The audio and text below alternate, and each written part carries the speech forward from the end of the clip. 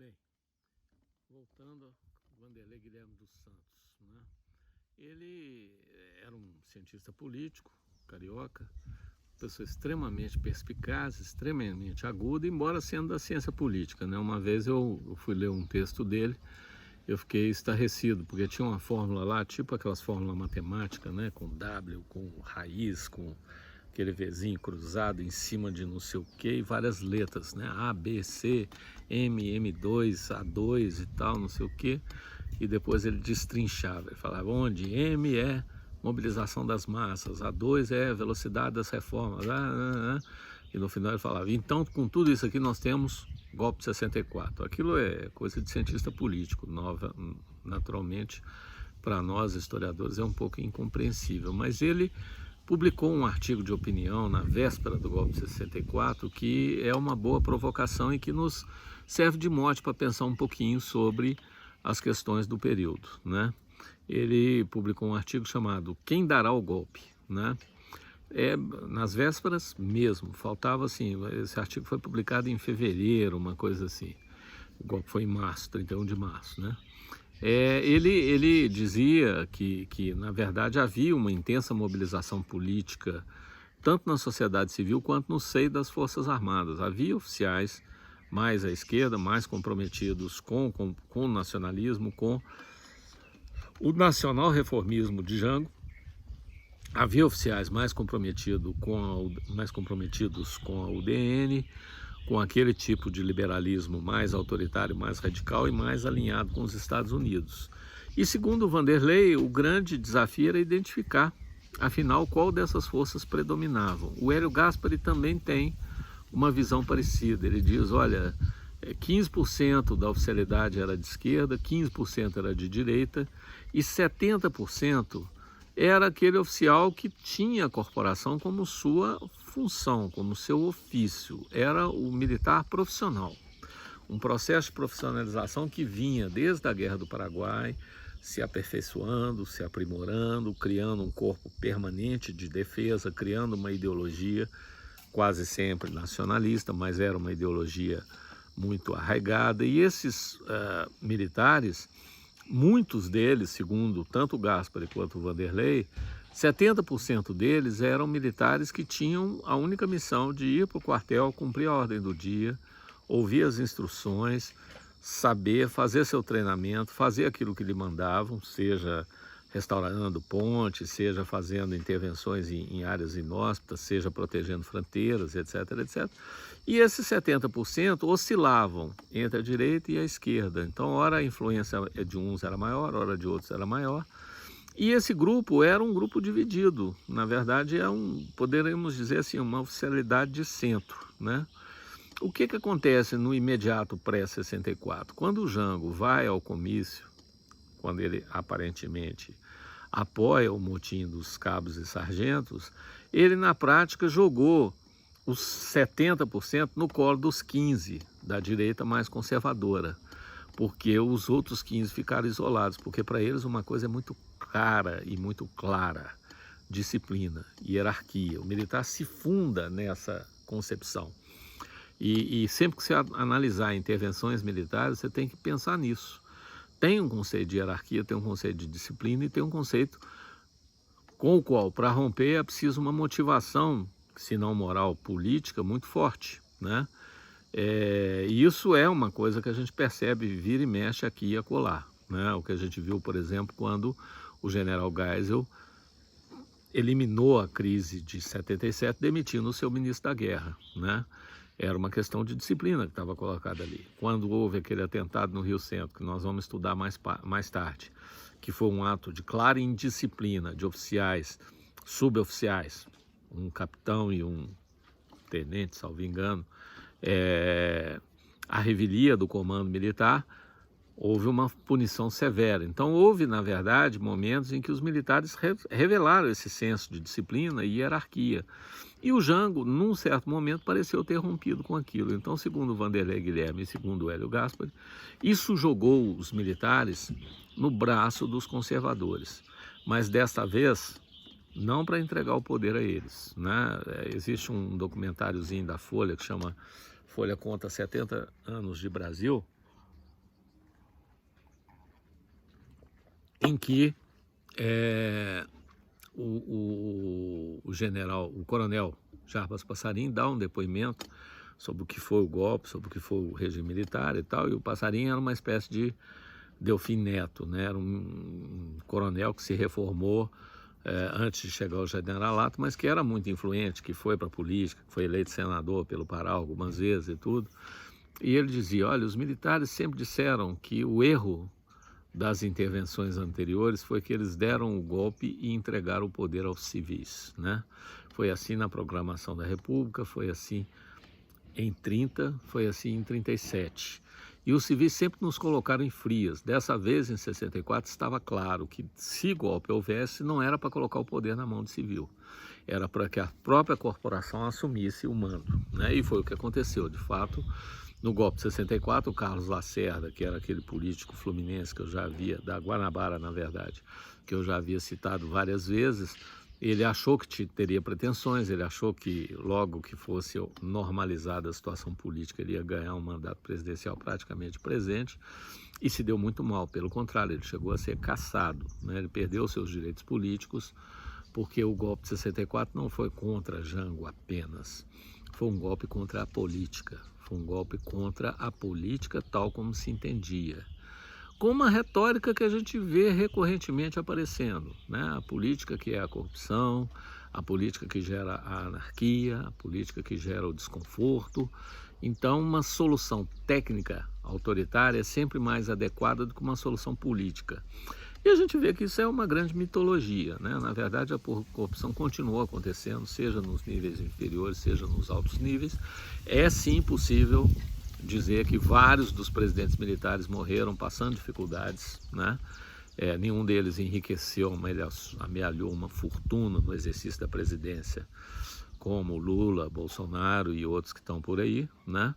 Os governantes do regime militar foram, na sua maior parte, não se tem notícia de escândalos de corrupção que os envolvessem diretamente, mas com certeza muita corrupção se deu sobre suas asas, né?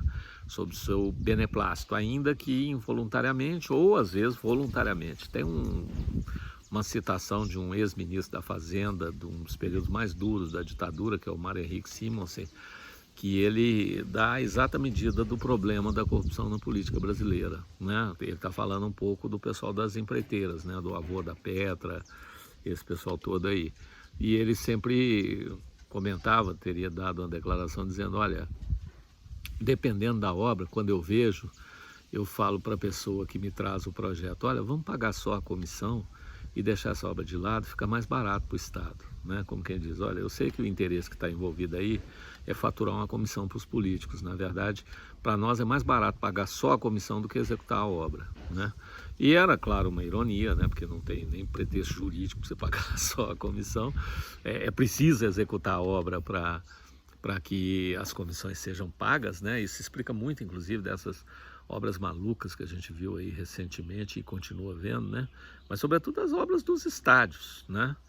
Você se lembra bastante disso. Já eram cidadãos ativos e devem ter acompanhado pela mídia, né? Um dos motivos daquela revolta de 2013 que não foi trivial e que nós vamos falar mais detidamente sobre ela, é exatamente a extensão das obras inúteis que foram construídas, né? Estádios em lugares em que, se você pegasse toda a população que vai a jogos durante todo o campeonato estadual, Manaus é um exemplo, Brasília é um exemplo, se você pegar todo mundo que vai a todos os estádios, todos os dias do ano, você não daria a lotação de um daqueles estádios da Copa, né?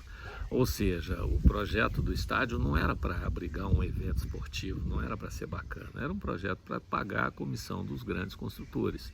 Está aí o Itaquerão, que é um exemplo vivo disso, né? Está aqui o Mineirão, que até hoje, salvo engano, o governo paga a comissão. O governo paga uma taxa de sucesso, né? Aqui no Mineirão o arranjo é de uma bizarrice que é inacreditável, né? O governo assegurou para os empreendedores que fizeram a reforma que eles teriam um lucro mínimo e que, se não desse lucro, o governo bancava com recurso público a suplementação da estimativa de lucro deles, né? Isso foi mantido no governo do Anastasia, isso começou no governo do Aécio, foi mantido no governo do Anastasia, foi mantido no governo Pimentel e, salvo engano, continua sendo pago no governo Zema, que é engraçado isso, né? Assim, todo mundo que entra fala que vai fazer uma auditoria desse contrato e tal, não sei o quê, mas no fim e ao cabo fica do mesmo tamanho. Então, agora nesse contexto de pandemia, imagina a situação que nós estamos vivendo com esses estádios, né? Ociosos, vazios, superestimados, parados, caríssimos, responsáveis por uma dívida imensa do poder público e provavelmente realizados para pagar a comissão da Odebrecht, da Andrade Gutierrez, dos grandes empreiteiros que executaram essas obras. Então, num certo sentido, o regime militar ele entra com o propósito de moralizar, mas no fundo o buraco é mais embaixo. O Brasil precisa se debruçar sobre essa questão, para além dos estereótipos de esquerda e direita se revelaram igualmente corruptos, assim, não tem, as pessoas sucumbem ao canto da sereia, né? Brasília tem um poder de ajornamento, de sedução, de trazer as pessoas para o seu entorno que precisa ser melhor estudado, mas de qualquer maneira o pretexto do golpe, que é esse da moralização política, é um pretexto, como vimos, vem desde o Jânio Quadros, né? Então, quando tem o golpe, uma parte dos oficiais migra para esse lado golpista e com isso os 15% ou 10% que eram mais progressistas ficam isolados. Ocorre uma grande onda de reformas, né? Os militares têm isso, assim, eles não demitem, eles não despedem. Tem uma lógica nisso, né? Porque o militar, em geral, é uma formação tão específica e, num certo sentido, tão perigosa que, se ele for demitido, ele pode se tornar um dano ao país, porque ele é um cara que sabe manipular armas, que sabe fazer explosivos, sabe manipular explosivos, etc. Então, com muita frequência, eles são reformados ao invés de demitidos ou expulsos, né? A não ser quando é soldado e cabo raso, né? Foi o caso do Bolsonaro, né? Ele foi reformado por indisciplinas. Acho que vocês já leram um pouco sobre a história dele, né? Ele era um suboficial bastante ambicioso, sempre foi, tornou-se um líder sindical nos quartéis, né, representando as pautas dos militares, e num determinado momento ele esboçou um plano para explodir algumas bombas no quartel para mostrar a insatisfação da tropa, né? E foi objeto de um inquérito policial militar, um inquérito militar, um IPM, e esse inquérito investigou e apurou as responsabilidades dele, propôs a sua expulsão, né? Depois de algum tempo, ele recorreu ao STJ militar, ao Superior Tribunal de Justiça Militar, e os oficiais acolheram, entre aspas, a demanda dele, dizendo que o processo tinha lá alguns vícios probatórios, que tinha lá alguns probleminhas e tal, mas que eles iam propor a reforma dele, ou seja, uma punição branda, né? Como quem diz, olha, a gente sabe que você é culpado, a gente percebeu que você é culpado, mas como ficaria muito mal para nós e você já tem uma estatura política no interior do baixo clero grande, nós não vamos te reformar para não nós não vamos te expulsar para não ficar muito mal para todos. Então nós vamos te dar uma reforma honrosa com um soldo e você vai, a partir daí, se dedicar ao que você gosta mesmo, que é fazer política. E daí nasceu o deputado Bolsonaro há 29 anos atrás, antes de virar presidente da República. Mas, de qualquer maneira, a corporação militar no golpe de 64 também estava relativamente dividida, né? Como o país inteiro. Aliás, o país, nesses momentos, é aquela coisa que eu sempre lembro, que é muito importante a gente não perder de vista, inclusive agora que vem 2022, né? Existe um eixo político, existe um centro político e de vez em quando ele se manifesta, né? Dilma foi eleita com uma margem pequena em relação ao Aécio, e eu sempre lembrava as pessoas, olha, é bom defender a legitimidade do mandato da Dilma, mas é sempre bom lembrar que se ela teve 50 milhões de votos, ela não teve 90 milhões de votos, ou seja, os 48 do Aécio, mais uns 30 e tal de abstenções e nulos, né? A mesma coisa Jair Bolsonaro, quer dizer, ele foi eleito com 58 milhões de votos? Foi, né?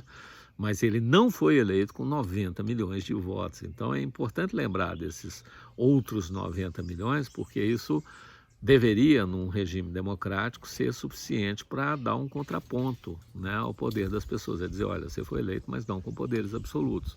Que é o que as democracias fazem, é mostrar para os candidatos os limites do seu mandato.